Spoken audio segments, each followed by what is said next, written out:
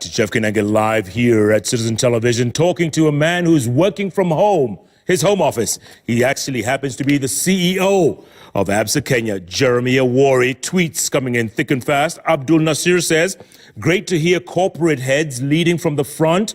May God bless them and their families. Very humane approach. I had a quick question for you before the break, Jeremy. People with personal account, those customers whose lives have been thrown into disarray by COVID, their pay cuts, unpaid leave, etc., not able to repay loans, what happens to them? I think the first thing, like what we're doing in Absa and is happening across the industry, is come and talk to your bank. I think explain your circumstances. I think it's better that way than waiting until you're in distress, because we all understand the situation. We understand you may have lost your job or you may have had a pay cut.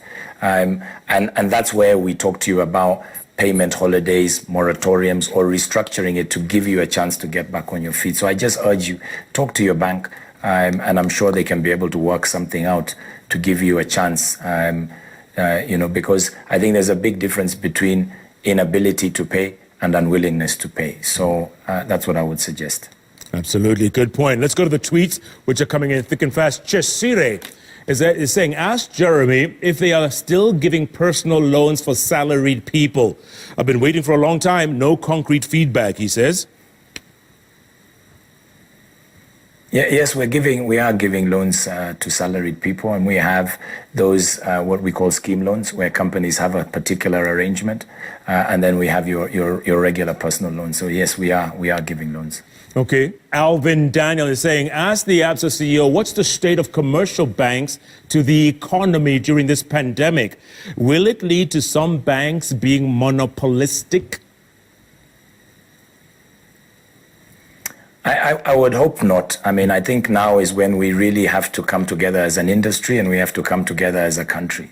Like we heard Dr. Koinange say, I think we have to do this together. We have to work with the government, and we have to focus on the short term to minimize the impact of this pandemic on lives and on our country. So what I hope you will see, and I can tell you we've already seen, and working through the Kenya Bankers Association, is making sure that we quickly discuss and respond to industry-based issues that are coming up.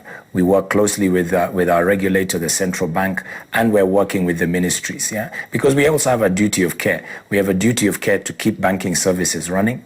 We have a duty of care to keep our colleagues and staff safe. We have a duty of care to our customers, and then we're also contributing in the broader sense to be forces of good, to help others who are less fortunate than ourselves. So the banking sector, I think, is in strong shape. This for sure will also impact banks. Make no mistake, it will have an impact. But I think the banking sector is in a strong enough shape to help support us through this process. All right. Hannah wants to know, can you ask Jeremy how they can cushion small and medium-sized businesses, especially hotels and tourism?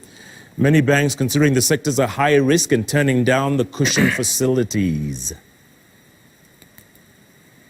Yeah, I mean, I think we've seen that the hotel industry and tourism-related industry has been seriously impacted. I guess the same thing for restaurants, service business, because people are not out and about and people are not coming to Kenya. I can tell you very specifically for Absa, we've had very specific conversations with many hotels.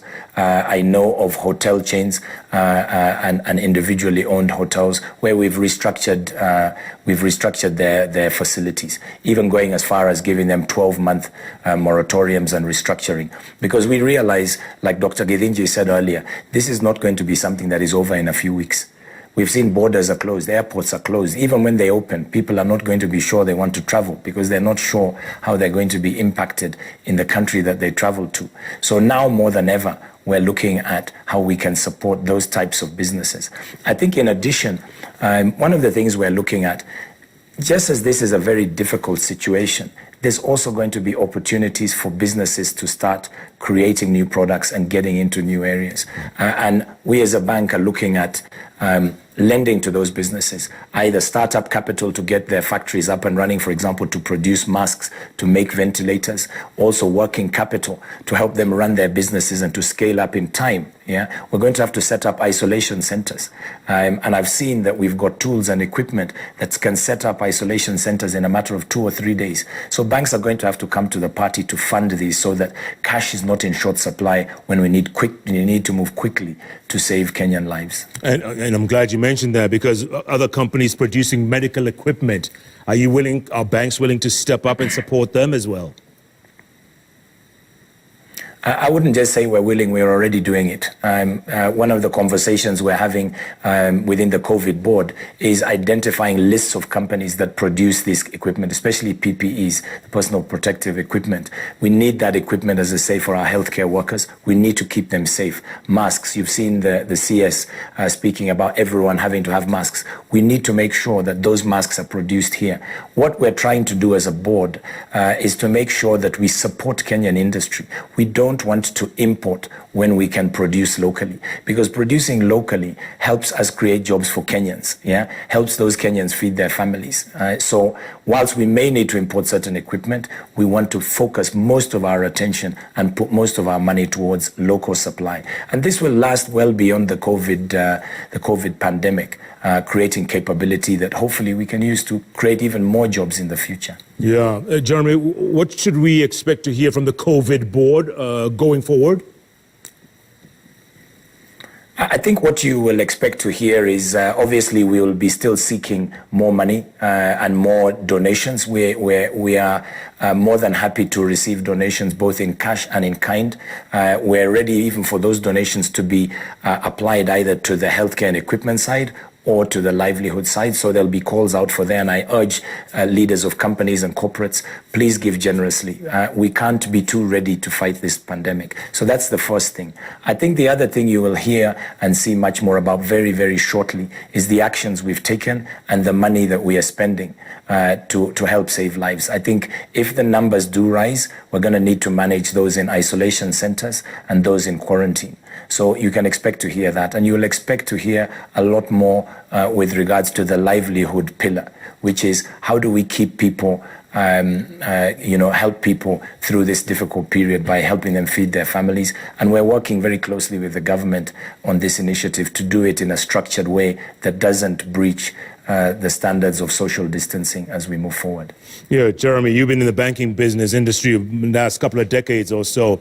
None of us have ever been down this road. No, we've never experienced what we have the last 6-8 weeks. What's the greatest lesson you, as a bank CEO, has learned from this COVID pandemic? I think for me, the thing is that people matter, lives matter. And we need to come to something which is very basic, which is care, love, and compassion. That has to rule paramount first. There's things we can do as corporates. I think as individuals, we each can take decisions that can make a difference to individual lives. I'll give you an example.